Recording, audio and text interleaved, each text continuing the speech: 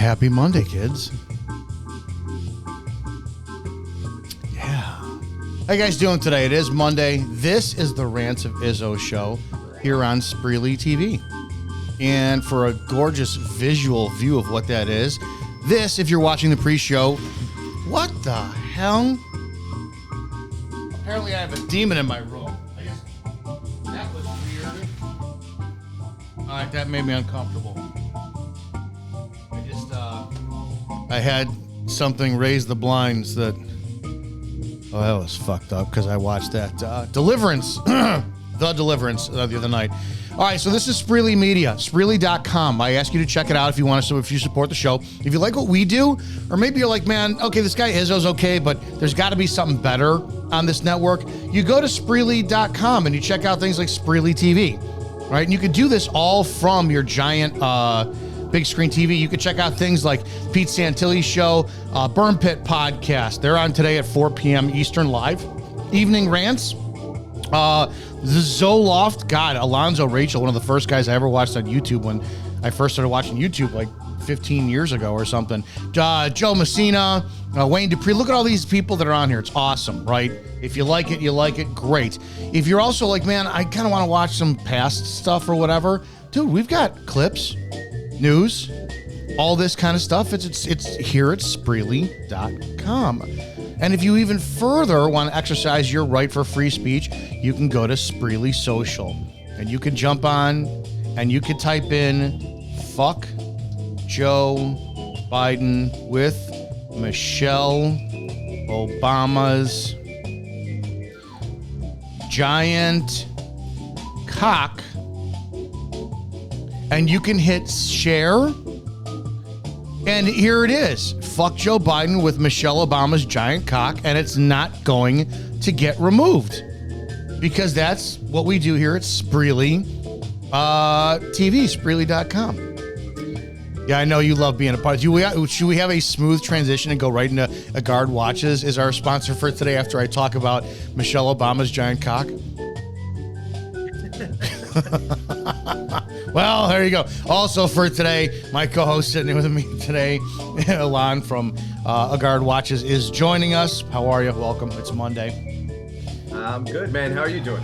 Peachy, the world is my oyster. We got about 30 seconds or so. We're going to be live here. Guys, we are live Monday through Friday here on Spreely TV. If you do support the show, share the links, check it out. It's just, we are organic. We only grow if you help us grow.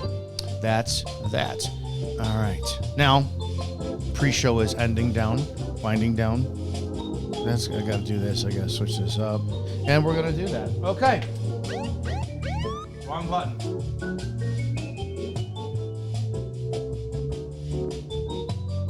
All right, kids, welcome. Let's do a show.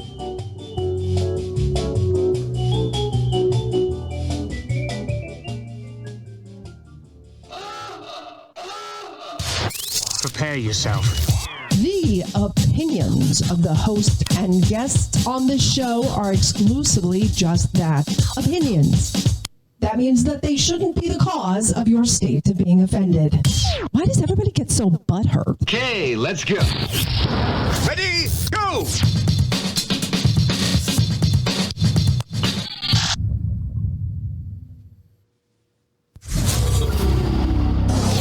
Sit down, shut up, and pay attention. Damn!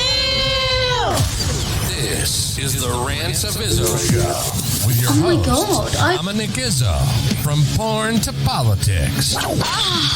We touch every third rail we can find. You might want to put your headphones on so your mom can't hear this. It's been called the most entertaining 60 minutes on the internet, and it starts now. Let's do this.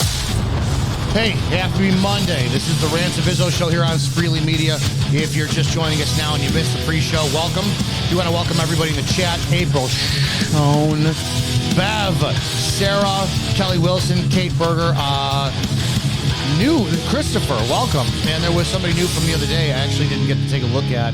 We do have a chat for those who want to join and communicate with everybody. Maddie Wax in the chat. Craig, BZ, 1, 2, 3 Ds. We have a chat. And you guys can participate with people in the chat. It's Rants of Izzo show chat on Telegram. We do this because we know that a lot of you like to watch on different platforms, even though we want you to support Spreely, please, which is the ultimate goal. But, there you go. And Franco, welcome to the chat. All right, it is Monday. What we do is we recap the weekend, talk about things like, politics and all that stuff. But I want to get the politics out of the way today because I figure, I don't know, this didn't dawn on me. The tagline from the show is from porn to politics, and we are very heavily into politics, and that's that. But we got a movie guy, that joins me on Monday now. So are you good if we do a couple of movie reviews, like after we get the politics stuff out of the way? Sure, if I've seen them. I mean, there's so many bad movies lately. I don't know what's happening. That's kind of the point I'm talking about, because you're in the business. You're legitimately a SAG card-carrying member. You're in, and it's like, yeah, we'll talk about that. Let's do the recap here, numbers really quickly. We are in, you know what? As a properly, until I get a show producer, we can't do this. Mondays, I like to play with my guests. Guess the number. So it is Monday after a weekend in Chicago. Can you guess how many people have been shot, total shot in Chicago, one of the biggest gun-free zones in the world, over this weekend? And this weekend constitutes between Friday morning and late Sunday night, Monday morning. Okay. 58. No. Actually, today, it was only 28. 28. I'm aiming high, like today, you mean? Or no. For the weekend totals. It was only 28 so far. Very low number. I've been shooting high. Because every time I come on here, it's like 3 times the number I estimate. Very impressed. How many people were killed this weekend out of those gunshots? 6. Close. 4. Very, very, very slow weekend here in Chicago. Now, let's do this the right way. We are now in the 9th day of September for 2024. How many people have been we'll do killed. How many total people have been killed in Chicago for the first 9 days of September? 9. 13. Okay. That's not bad. Now, how many people have been shot for the first 9 days in Chicago? Well, this is where I'm going for 58. Okay. That is not bad. That is close. The answer is 64. And if you divide that by 9, that is 7.1111111 people per day that are shot and killed in Chicago for the weekend. The world continues not to care. 100%. I do want to talk about something, though. The world is caring about the school shooter who, we could talk about it. This kid shot and killed fucking people in school, and it happens, and I think it's just absolutely ridiculous and abhorrent. But the father was arrested after FBI allegedly told him, hey, your son might do this. We saw credible threats online, some comments he was making. Then 8 months later, dad buys him a rifle for Christmas. Kid uses that rifle. New information is coming out that the mom actually phoned the school 30 minutes prior to the shooting saying, you need to check on my son for an emergency. But dad was arrested, charged with second-degree murder and I believe manslaughter. Do you have thoughts? Because we talked about this really detailed on Friday. I think it's dangerous, and I'm open to views. Do you see any pros or cons with arresting somebody as an accomplice in that fashion? Just based on parental obligation, no.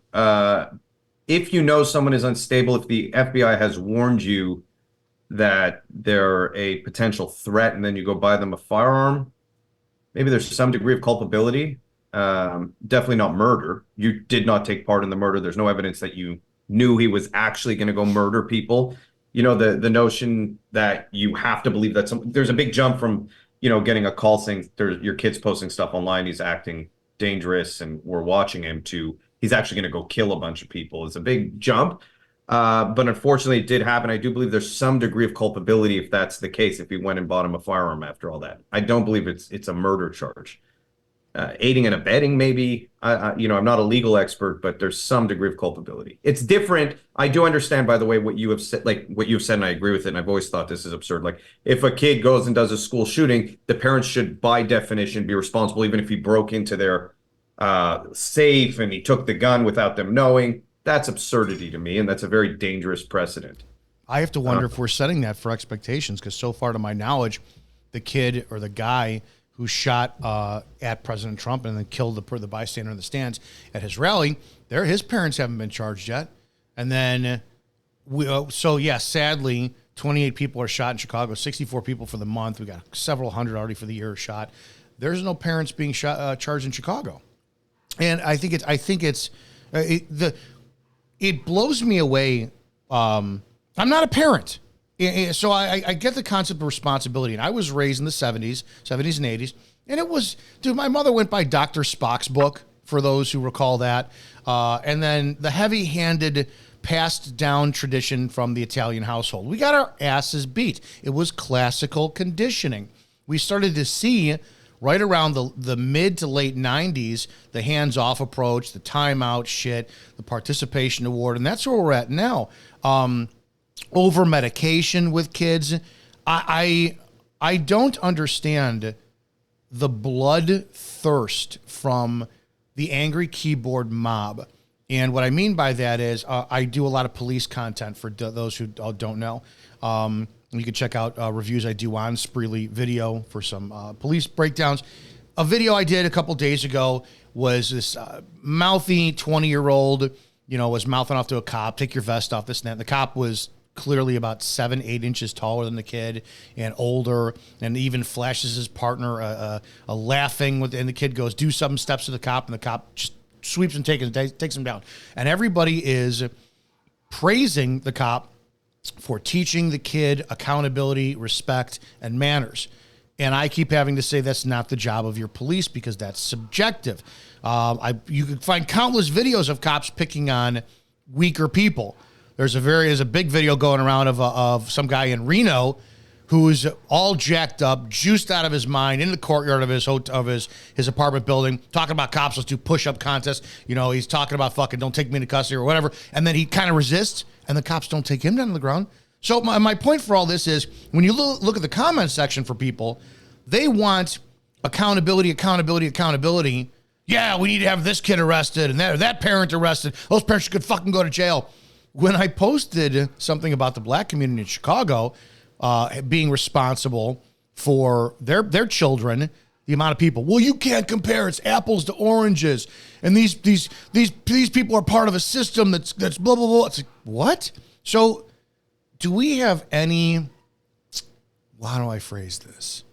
Do we have any obligation to tell Joe Shit, the ragman who sits behind his computer all day long and comments on shit, shut the fuck up, because you don't realize that you're supporting a guy being shot or being arrested for his kid shooting, and the cops are going to turn on you. The law is going to turn on you, and someday maybe you're going to go to jail for your kid not paying their taxes.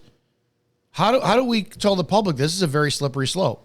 So, well, there's a couple things you touched on over there. One of the things you touched on is like an accountability issue, hypocrisy of accountability. Hypocrisy of accountability stems again from identity politics, which is the root destructive ideology in our country right now. So when the reason they can dismiss any accountability in, impoverished black rough neighborhoods is because they're perpetual victims. They're not responsible for anything that they do. They're not responsible for anything that happens to them, to the point of literally hurting the community. You'll ignore all the deaths you see because you're saying we can't place any accountability on them. We can't even look at that. It's racism if we look at that, because they're just perpetual victims. They're not responsible for any action they take, nothing that happens to them, nothing that they do to each other. It's not on them. We can't look at it. We can't talk about it. We can't even solve it because that would be racist. So that's a very common tactic that you see used in identity politics, where the more of a victim you're perceived as, the less accountability you have for your actions, to the point where you're literally killing each other and the world will just turn a blind eye.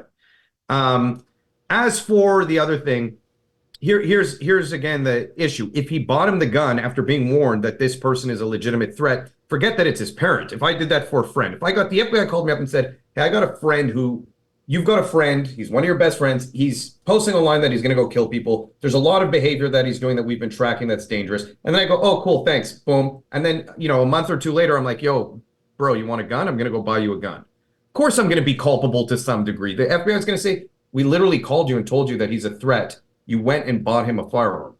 I don't know. Again, I do worry about the slippery slope because I do see a trend. This might be the first, they might be using this case because it's a good one as like the kind of opening the door to exactly what you're talking about, because they've been calling on this for a while. They've been saying, hey, whenever a kid goes in these school shootings, only school shootings, you're right. They never talk about this with any neighborhood that has to do with gang violence. It's only school shootings. They say the parents should be responsible.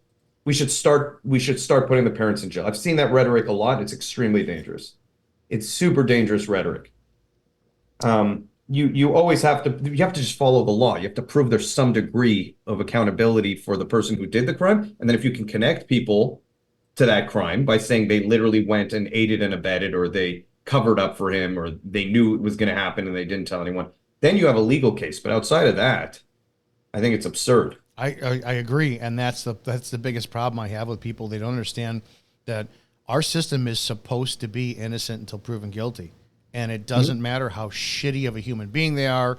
I think even by putting somebody's mugshot up on social media or on TV, dude, it's the court of public opinion. That person looks guilty. So I think it's very, very damn dangerous. But we still, like I said, we still haven't seen Trump's shooter, Cook.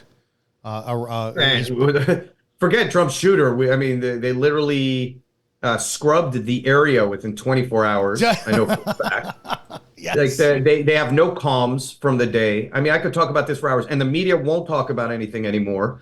In fact, the main conspiracies, all the anti-conspiracy theorists, all the people who are like, you're a conspiracy theorist, were suddenly all on board conspiracies that Trump arranged this whole thing. He managed to have a 5.56, which is, a monster round. We're not talking about like a 22. That's a round that'll take your head off.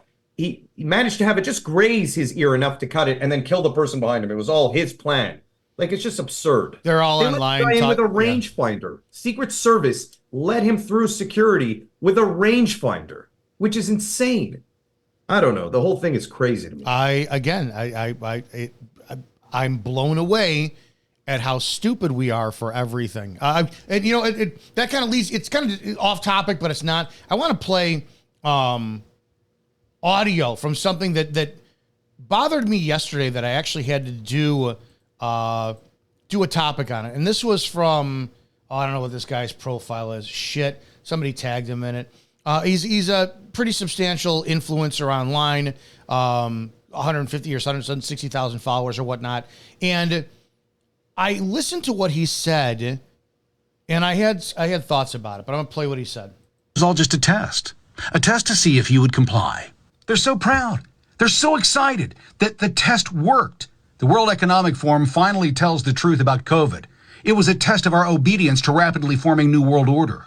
And for those of you like Dude and DT Bro and the rest of you motherfuckers that are going to try to debunk this, this is exactly what the WEF has posted on their website.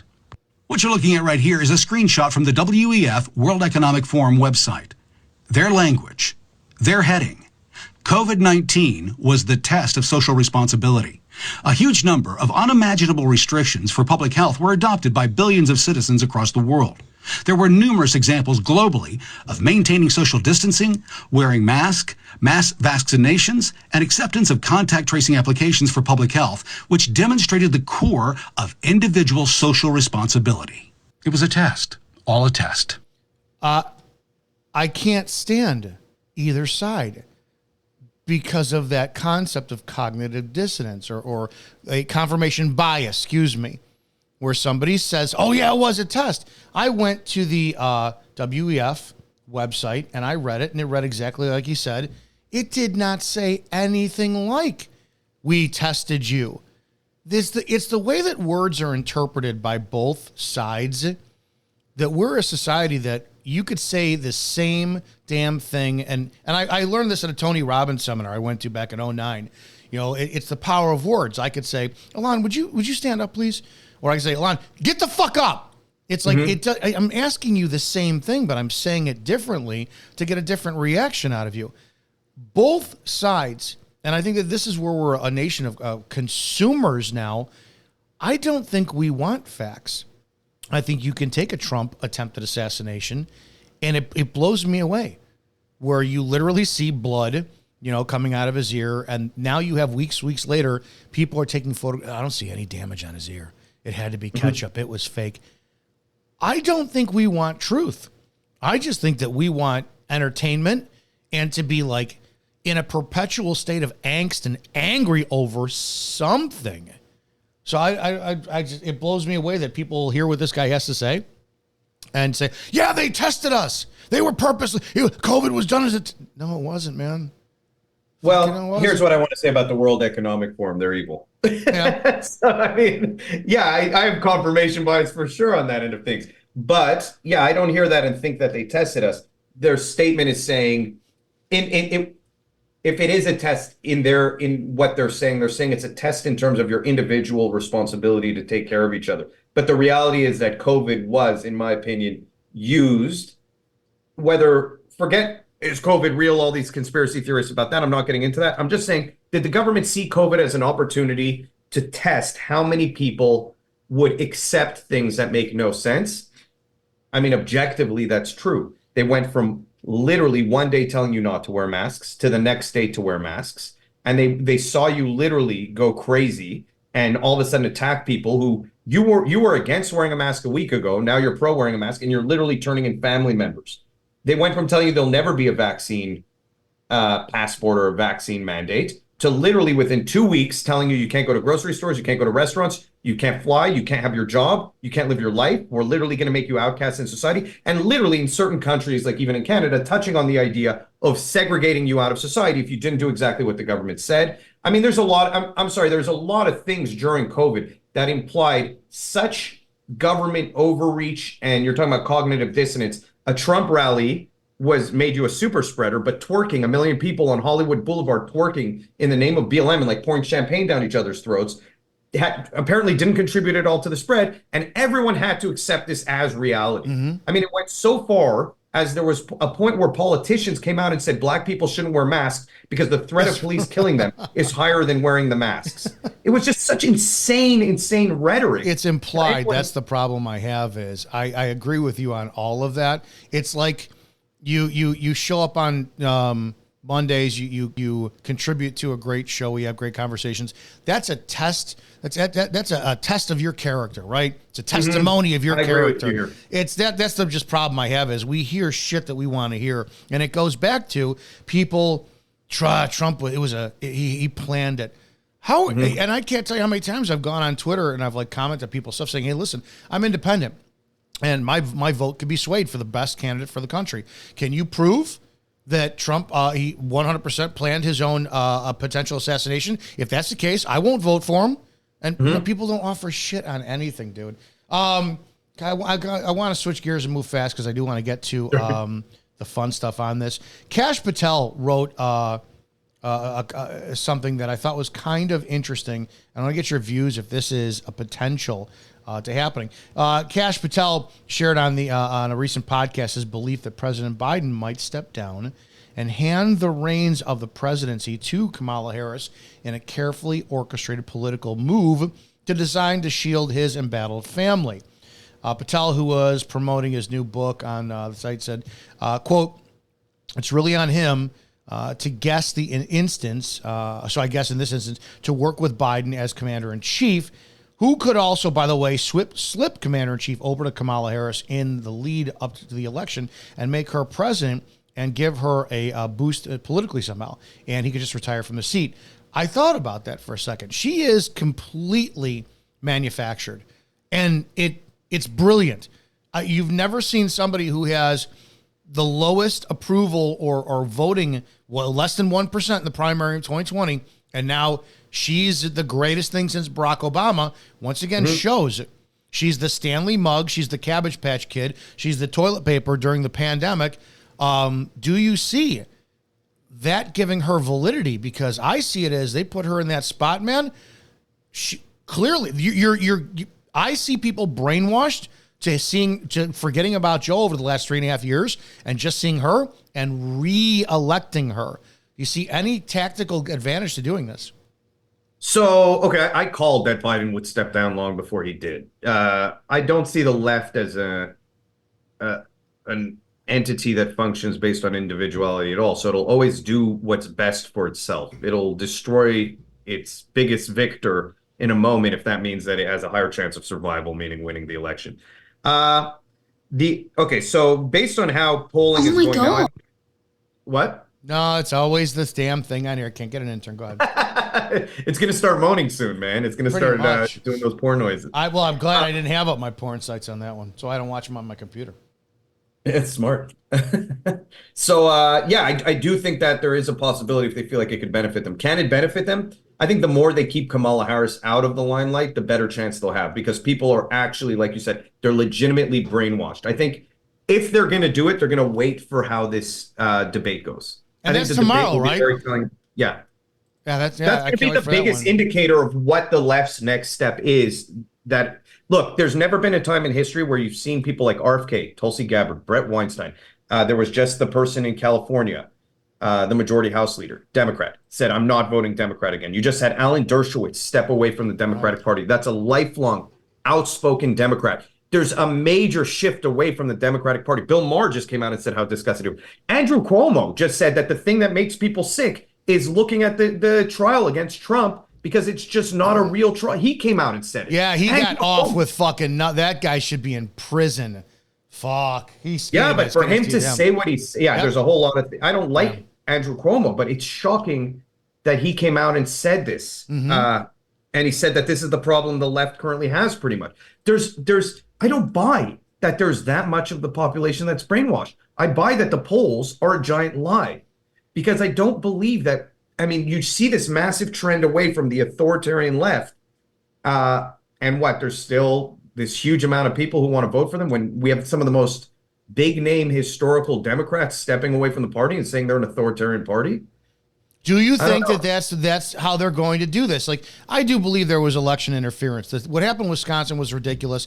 I did watch I can't remember if it was Georgia or Arizona, but you had on Dr. Shiva was on there, a three-time degree at MIT, breaks down statistics. I do not remember this guy's name, but he was a fiduciary who broke down the mathematical improbability and impossibility of it. And I was like, oh my God, I understand. This is amazing. But do you think that, again, it's a marketing campaign, and people do not know how powerful marketing is, where when they cheat, rig, point, whatever it is, that it will not be such a shock, because 100%. Because what we saw with Biden was he was in his basement. He was at rallies with 100 people. This and that. 81 million votes. Nobody bought it. So do we think this is how they're going to buy it this time? Well, I mean, if the polls showed 70% Trump and then Kamala came in with 85 million votes, most in American history, it would be much less believable than if the polls continue. Nate Silver's polls show over 60% for Trump. So, I mean, he's polling in his own way, and he's finding results that are far more beneficial for Trump. Look, when it comes to Kamala Harris, I don't think anyone can name what her positions even are. I think it's really Doggy scary style? to see. What? Doggy style? Doggy style. Yeah, missionary, but she's for sure a missionary girl. I'm not impressed by Kamala Harris. She's very scary in terms of her actual history, her politics. Never mind from even an insidious standpoint. Like, at first I was like, is she insidious or is she just dumb? Now I'm convinced she's actually just dumb. I don't think she has convictions in any direction other than what will benefit her. And she's part of now the hyper-progressive left. Marxists. I mean, she's mentored Marxists. She's been mentored by Marxists. I don't know. I'm just so frustrated with everything lately. I see people say things. I'm like, how dumb can you actually get? Like, how much do you have to ignore at some point with your own eyes? It's all very Orwellian, 1984 Orwellian. It's very weird to actually see live. It's evasion of the body snatchers. It's anything else you can't convince somebody. It's like, fucking, it's really happening. No, it's not. No, it's not. It blows me away, and I guess we'll just see what happens. All right, let's pay some bills here today. Guys, This is the Rants of Izzo here on Spreely Media. It's brought to you by Spreely Media and Spreely.com, but I got to do some shout outs today. I have to give a shout out to Ultimate Seats. If you are a motorcycle rider and your stock seat is not something that you're a fan of, I'm going to tell you flat out, I own 2 bikes. I own a 1997 Honda Shadow VLX Bobber. I got a seat from Blue Collar Bobbers on that. But this, I have a 1997 Honda Valkyrie 1500, big damn bike, and I just have not been comfortable on it since I bought it. And I purchased a Valkyrie, what is this, the Lowrider. Got it the other day. It took 3 mother effing minutes to install from the second I opened the box to reading the policy on returns to putting it right in. I cannot believe the amount of fucking comfort I have on it.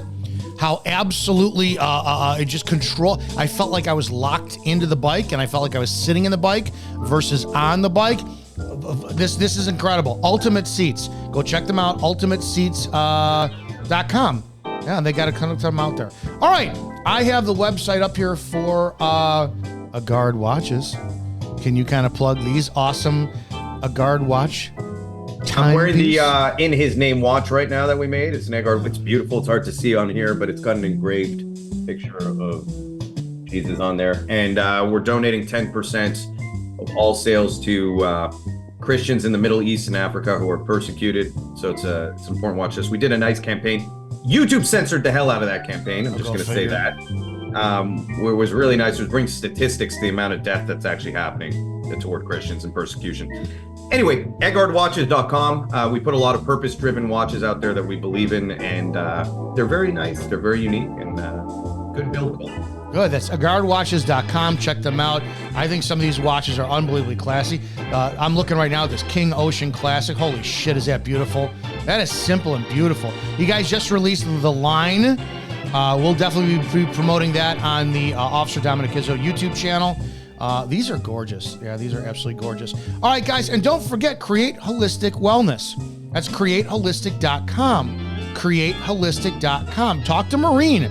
If you got problems with your gut, and I mean everything from on there, trying to lose weight, irritable bowel syndrome, whatever you got, acid reflux, whatever it is, call or send an email.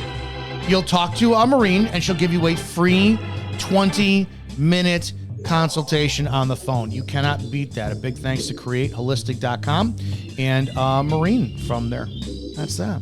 Cool. All right. If you want to promote your business, or you want to sit there and have us talk about your business, plug it, do maybe a little bit of a podcast with you on it, send me an email to rantsofizzo@gmail.com. rantsofizzo@gmail.com, or text me at 708-982-0974, 708-982-0974. All right. We got all that shit out of the way. Dude, you're a movie buff, right? Yeah, I just walked out of Beetlejuice. I hated it so much. Oh, shit, I haven't seen it. Let's talk about this for a second then. So Beetlejuice released in, what was it, 87? I got to look when this was up. Probably 86 or 87 if I had to guess. Right around there. Put Michael Keaton on the map. 1988. The original with 19, and it was a Tim Burton film. Tim Burton's first film, for those of us who remember, is Pee-wee's Big Adventure. Tim Burton has a very interesting style of his own. I'm not a cult classic fan of like Nightmare Before Christmas. I appreciate it. I didn't Edward Scissorhands. Man, I'm okay with a lot of that stuff. He works a lot with Johnny Depp and Moira. I think not Moira Kelly. Who was one of the witches from Harry Potter? I don't remember her fucking name. I know which actress you're talking about. She's she's very good at playing like these wacky kind of. She's fantastic. Characters. Yeah. She's very cool. She's a real character actor. Yeah. So tell us what you thought about Beetlejuice. Man, I love the original Beetlejuice. So maybe that's part of the problem, is that I love it too much. And I am a Tim Burton fan. I actually really liked Edward Scissorhands when it came out. I like Danny Elfman's music a lot. Oh, fuck yeah. So, and I saw really good reviews, right? I went on IMDb, and I'm normally not one to care about reviews. I would have seen this no matter what.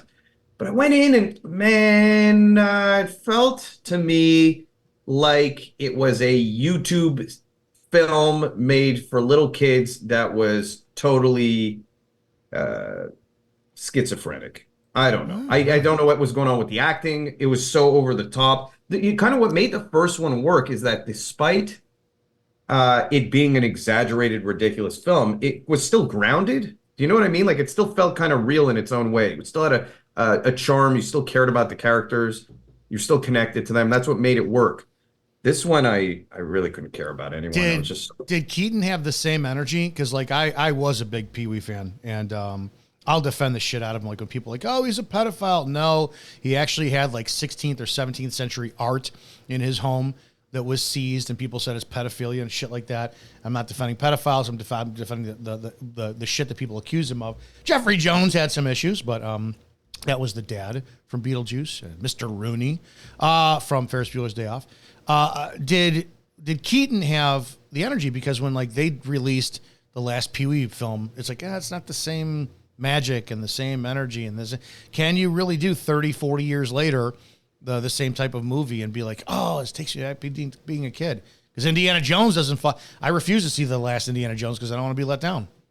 So Keaton is still good in it. He still feels like Beetlejuice, but he's not written in a way that it has the same charm, if that makes sense. So it's not even his fault. I actually do think Keaton's still really good. I like Keaton a lot.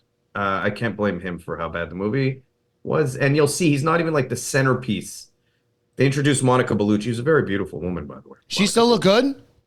Oh, man, I like her. Matrix, Mary Magdalene, and Passion of the Christ. She's so fucking hot. She's going to be hot until she's 84. Oh, the fucking Dago broads, yeah. They're all crazy, but no, do not ever date or marry an Italian broad. So, okay, so no, it's just tragic. It's tragic because I feel like every movie sucks nowadays. It's so hard to find a good movie. Well, that's where we're going today. So Beetlejuice, I don't really have it. I would wait for it to come on Netflix or something else. I do want to see Deadpool, Wolverine, but then again, too, at the same time, I've seen so many clips for it online. I'm like, no, I could wait. I saw two damn good movies over the weekend. And one, I'm a massive, massive, massive fan of the franchise. I saw Alien Romulus, and I was worried. Did you get to see it yet or no? No, I saw you post about it. I'm like, oh man, I got to see it. My brother said it's pretty good. So I'm a very, very big fan. The first time I saw Alien, I was at a sleepover at my buddy Kevin Snyder's house. This had to be like 1982, 83 maybe, and we watched it, on VHS, and it was the old box TVs, and so the quality wasn't that good. And I was instantly like, this is awesome. Holy shit. And then Aliens, which it's a sequel, but it's a damn standalone film, was Aliens by James Cameron did such a great job just setting the trend for action films. B, I don't know if you knew this, but it's rumored that movie was the influence for first-person shooter video games because of how it was filmed and whatnot.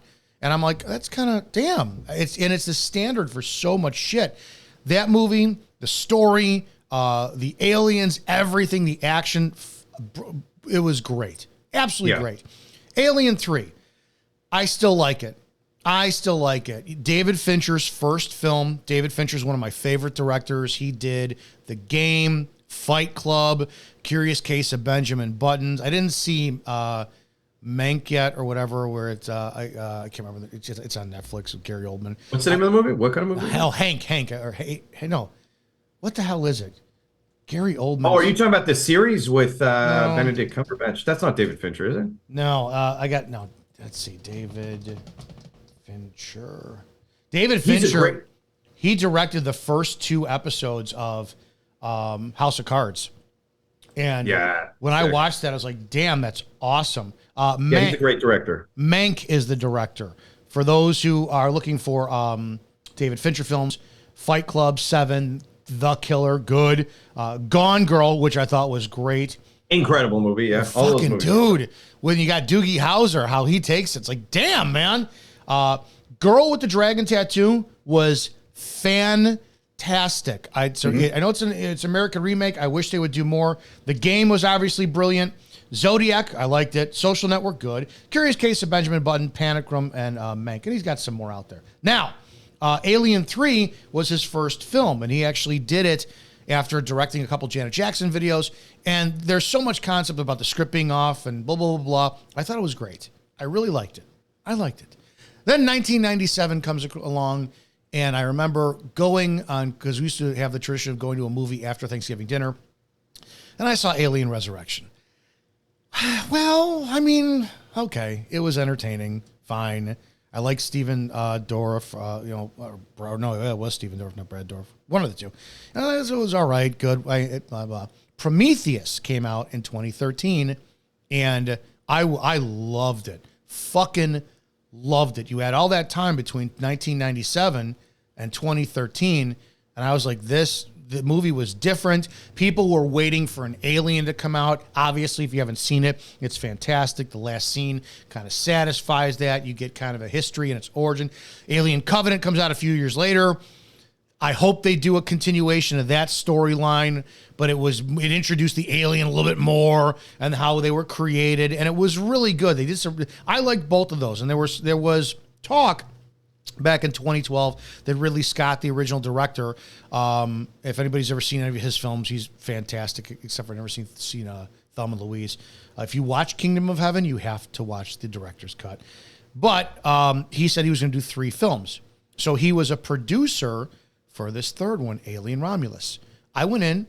I did have high expectations, which normally I try not to do. Holy fuck, I loved every second of this movie. Normally when people try to make it's a sequel, but it's a standalone. It fits in between Alien and Alien. So that's the timeline. It happens 20 years after Sigourney Weaver. Ripley blows up the Nostromo, and then right before she gets on the Sulaco, another 40 years after that.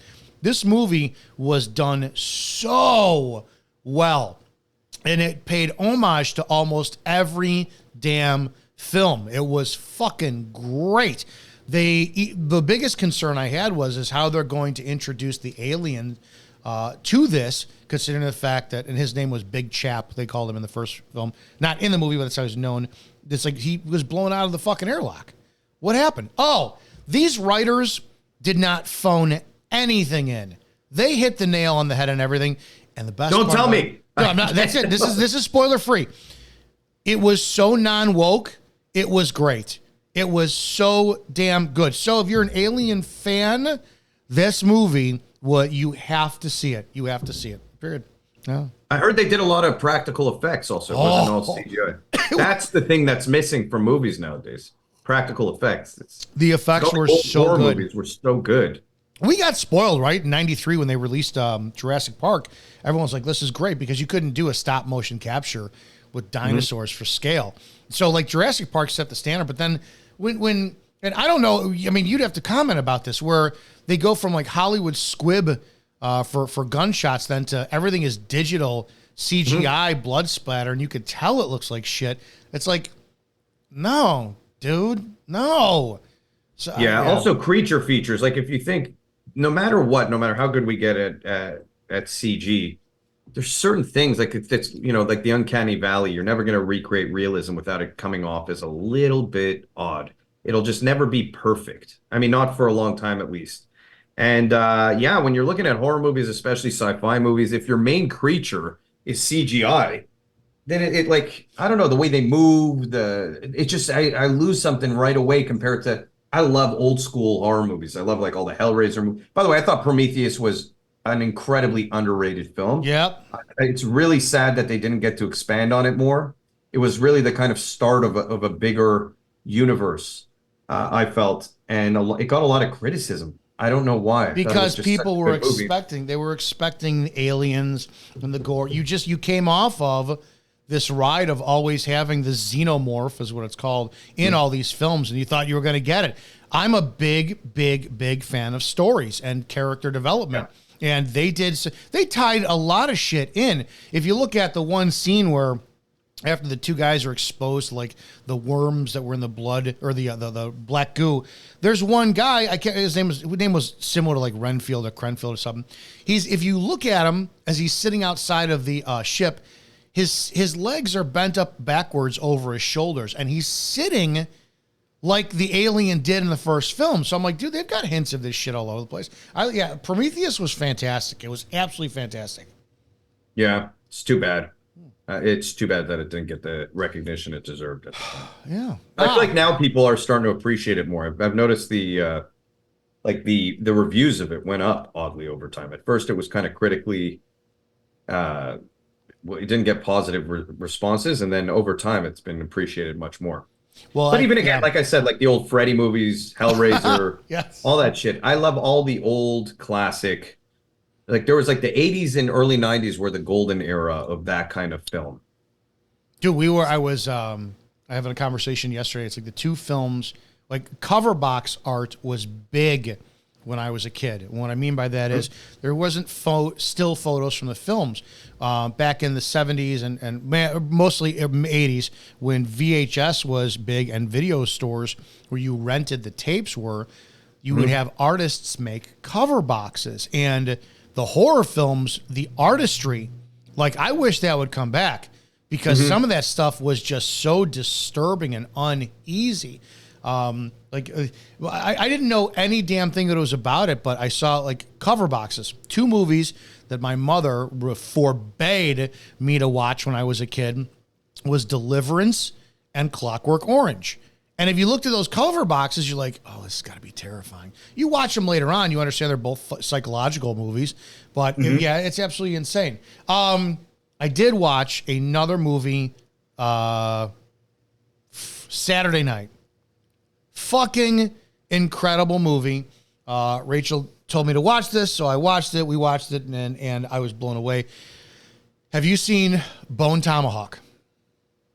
No, I haven't seen Bone Tomahawk with who's in it? Is it Mel Gibson or is it Vince Vaughn? No, it's Kurt Russell. It's got a good cast. Good cast. So I heard it's super, super graphic, right? It's like a very I'm just gonna say this. They started with films of like impending doom. I don't remember when they started happening, and I got the feeling of this, and I don't want to give anything away. All I want to say is I went into this knowing nothing, and I was not disappointed. The last time I went into a film knowing nothing was twice, actually, was Schindler's List. When it came out and I went into the theater, had no idea what it was about, and I'm like, I think I was like 19 years old, and I leave, I'm fucking bawling my eyes out going, I don't ever want to not know what a movie is again. But in 93, I went to see From Dusk Till Dawn. And a lot of them, dude, we were all Tarantino fans, and we found out Tarantino was involved in it. Robert Rodriguez directed it. Well, this is gonna be fucking awesome because it was in the genre of Reservoir Dogs and shit, all the stuff that Tarantino had done. So we see this, and then we're like, fucking vampires? Where did this come from? So it was along the lines of that. I didn't know anything about Bone Tomahawk. It was outstanding. But it's like I think I want to say Blair Witch is one of the first movies that I can remember in our recent history that ended on a downer, where there was no happy ending. And I'm not gonna tell you whether or not it ends on a downer or an upper, but I like feeling it's sadistic. I like feeling this is not gonna end well. And you walk out of a theater where it's like, dude, why couldn't she save him at the end? Why couldn't this happen? We've seen a lot of that lately, where like the person doesn't get out of the kidnapper's grasp, or a great one was like Departed. You know, you thought it was going to fucking end well. Didn't. Departed went crazy in the last 20 minutes. Right. So there, That's I don't know if you've seen a lot of Korean films like Old Boy, Chaser. Oh my God, Old Boy, the original was fucking insane. Well, Korean films in general are insane. Korean films are the darkest, most well-directed, atypical, like they just don't follow the trajectory you think they're going to follow. There's something very special about Korean films. Even their war films are very good. There's an older film called, it's about the North-South Korean War, Taegukgi. And it's very, very, very good. You got to give everybody the breakdown of Old Boy. Give him what's Old Boy's about this guy who is just essentially kidnapped. I can't ruin it for everyone, but he's kidnapped and just put in a room for I think it's 13 years with no outside communication. It's like a small room. It's pretty much going crazy in there. And then he's suddenly released with like information on, if you want to know who did this to you and why, do this. And that starts his insane journey into craziness. I It's didn't just a see- crazy, crazy movie. I didn't see the summit, the crescendo, the precipice happening. I was like, oh damn! It was fucking It's one of those great. movies you just can't. There's also very few movies I went in not knowing anything, and I'm a huge fan of that. I went into Fight Club not knowing anything. Oh, I just yeah. went to the theater, and it was one of the best. Till today, it's probably top 3 favorite movies for me. I went into Vanilla Sky not knowing anything. Dude, I think that is a brilliant movie. 100%. I love Vanilla. Oh, God. For me, Vanilla Sky had a major impact. It touches on some really weird themes, like our sense of self, our sense of beauty, whatever that is, like of life, limitedness. It was just very weird. There was like it had a weird tone to it. I went through this phase where I would have to see movies in theaters a little bit high, and they'd like hit me harder. I just used to do that, and I don't do drugs anymore. There you go. But Yeah, Vanilla Sky, was one of those movies, and that's if you're going to do that, Vanilla Sky is the right movie to not know anything about and do that in.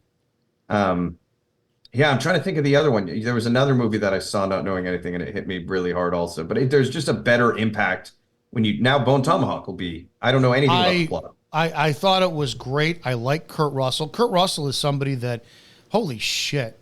I don't know why he's not running Hollywood. He's got, I think, the longest career out of anybody. I have some funny stories with him. I was on Deepwater Horizon. Okay, I didn't know he was in that. Yeah, he was in that. Kurt Russell. He was just walking around set smoking cigarettes inside where you're not allowed. People be like, sir, you can't smoke here. I don't care. I'm just gonna finish my cigarette. Like nobody knew what to do with him. He's just so himself. He's been in some really, really cool movies from the 80s and 90s. Dude, he was a child actor. He was a Disney actor. Was he? Man. Yeah. I just know him. I know him from like he went through that phase where he was with like Goldie Hawn in Overboard. Right? Dude, I think they met on that set and they were together since. Yeah, Overboard's a great movie. I grew up on that one. Big Things in Big Trouble in Little China. Oh, come on. One of the greatest movies ever. Yeah. Fucking Escaping New York. His movies are just awesome. They're just fun, badass movies. Every movie he does is just a He's fun only badass. 5'9", dude? He's taller than me, so he was like at least I would imagine he's 5'10". Yeah, it's got him listed as 5'9" here. Yeah, he's probably around there, 5'9", 5'10". He wasn't a. You know who's short? Mark Wahlberg. Oh, I believe that. You can't be. Yeah. Dude, Yeah, he was in. I had a weird experience with Mark Wahlberg. I don't know. Okay, we got time. No, you just had like a tough guy attitude. I show up on set, and Pete Berg is a really cool guy. And Pete Berg liked me because he didn't know. I hid my tattoos in the audition. I thought it might stop me from getting the part. And then they had to do a photo shoot with me before that whole movie. I was a whole other character. I got written out because of controversy on set with that I should not get into, but with a girl who had a boyfriend who got very jealous. And he was calling 25 times a day on set, and like it was just nuts. And you were labeled the problem. I was the problem for that specific relationship, I guess, because I was her boyfriend on the shoot. And anyway, she was not such an innocent girl, but that's besides the point. They wrote me out of that, but before I was written out, I had to do photo shoots and camera tests and all this stuff. And so like one day I had to take off my shirt, and Pete's like, "Man, you're fucking tatted, bro." I'm like, "Yeah," and he's like. And then I was shadow boxing in a corner. He's like, "You fight?" And he loves boxing and fighting and all that stuff. So I started playing around with him. Then we went to like, what gym was it? It was a gym in New Orleans. That's like a famous boxing gym. And we boxed. We played around. I beat up some of the boxers because I said, "Listen, I'm not going to box with you. I'm going to do what I do." Mm-hmm. And they're like, "Sure, let's try it." And I just started like clinching them up, throwing them, doing all that. And they're like, "Man, we don't know what to do when someone starts doing this stuff." And these were good boxers. But then I remember he probably went and told Mark Wahlberg that this kid's a fighter. And so like Mark Wahlberg meets me the first day, and Pete's like, "Yo, I want you to meet Mark the Zealand." And he just like goes to me like this. "What's up?" and then just walks away. And then I see him standing in the corner staring at me the whole time. I'm like, this is very uncomfortable. Like, the guy wants to fight him. First of all, let me tell you something about fighting. Celebrities have a very confused sense of what real sparring is, because no matter what, people take it easy on them because they know they have projects to do. They know they're in movies. I've even seen it in gyms I've been to that have famous people. No one, like, even in jiu-jitsu, no one's like crushing these people and like cranking their ankles and necks to the point where they're, you know what I mean? Like they're passing out. My martial art upbringing was in a rough New York fight gym where staph infection was like a weekly occurrence, where people literally broke their necks. Like, sadly, I say this in the worst possible way, that's not how you should train, but that's how a lot of people in our era of fighting were brought up in fighting. And so, like, these guys don't really, sure, he might be a tough guy, but no tough boxers going with Mark Wahlberg and literally trying to knock him out, right? I don't have that luxury when I step in a gym. They see a guy who can fight with me, who is a certain size and stature, I have certain credentials, and they go, let me prove that I'm tougher than this guy. And my mentality is the same. I'm like, let me prove I'm tougher than you. So it's just, that's the world I step into. He steps into, I'm celebrity Mark Wahlberg world. He doesn't understand what real tough guy fighting is, in my opinion. And so a lot of these guys, they get delusional over a lifetime of being famous. It's a whole different world, I think. So I don't know. The whole tough guy thing when you're a celebrity is weird to me. Except for Tom Hardy. I give him credit. Tom Hardy, I like. That guy is actually a tough guy. He just goes out. Yeah, he does that. Yeah, he does that stuff. I haven't seen Bronson. I want to see it, where he actually plays the prisoner who thinks he's Charles Bronson. I want to see that. Yeah, he's amazing. And it's a weird indie art house film, but it's a very good movie. Some of those are great. I like Speaking of movies that ending a downer, I think it's called Session 9. I think that's what it was called. Yeah, Session 9. It's a 2001 film. I think it's like an indie film. Was fucking outstanding, where these guys were cleaning out an old hospital full of asbestos. And I'm not going to give anything away, but it's like it's dread and doom and all this shit. And you're in the end scene, you're like, oh my God. Oh, I'm starting to appreciate stuff like that a lot more lately. Do you like sci-fi shows? I don't know if I do or not. I don't know. I'm a huge period piece guy, and I do love dramas set in those pieces, like Remains of the Day. I haven't seen all of Howard's End. Every time I watch it, I turn it off halfway through. But I like shit that's set in like England in Braveheart. Oh God, I saw that. Yeah, I saw that when it came out in '95 and seen it tons of times. Okay. Mel Gibson's movies are great. Man Without a Face, his first film, fucking great. I don't know if I've seen Man Oh Without my a Face. God, he knocked it out of the park. The first film he ever directed was Man Without a Face, and it was so damn good. Is it about a man without a face? It's to a degree, you know. Yeah, but he did an amazing job. So yeah, that's all right. Yeah, the Bone Tomahawk. Everybody, I think if you're a Western fan, you got to see it. If you're, I think I know the director of that. That's why the film's nailed it. He nailed it. Whatever he did, and I want to see more of his content. But then again, so they did 3 movies, by the way. Who did? They did 3 movies. I think the director. He did 3 movies, if I remember. They're all kind of weird and brutal, supposedly, if I'm remembering this correctly. From Miami, Bone Tomahawk, Dragged Across Concrete, and Brawl in Cell Block 99. Yeah. Oh, yeah, I didn't know any of those. Okay. Okay, so if his other movies are supposed to be just as good as Bone Tomahawk. This is S. Craig Zahler. And and the reason I thought Mel Gibson was in it, because Mel Gibson and Vince Vaughn are in his other movie, Dragged Across Concrete. It makes sense now. Okay, you got to see Dragged Across Concrete. Yeah. Oh, these little puppet. Oh, I saw Brawl in Cell Block 99. Yeah, it's a crazy movie. Yeah, his movies are. Vince Vaughn's in that one. Yeah. Yeah, that's why I was confused. Okay, that makes sense. I would like. I want to get. I saw the trailer for that Brawl in Cell Block 99, and I want to give that a chance, because sometimes when you have somebody comes back and reinvents themselves, like you do not think of Vince Vaughn in this position, but then again, too, we didn't think of Vince Vaughn as John Travolta as Vince Vega in Pulp Fiction, and when he came back, it was like, holy shit! But he should have stopped. Travolta should have done a couple films and stopped. Then he started just being way too. Fuck, Face Off. Come on, dude. That movie sucked. Face Off.